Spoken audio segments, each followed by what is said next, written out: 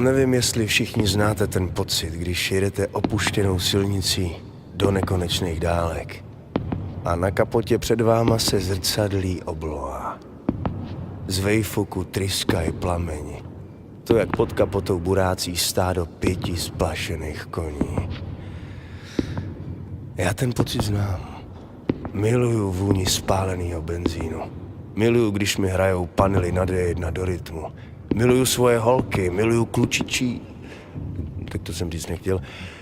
Zkrátka, miluju vás, ale nejvíc miluju svoji mašinu.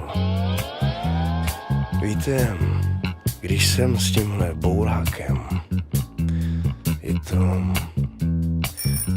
to jako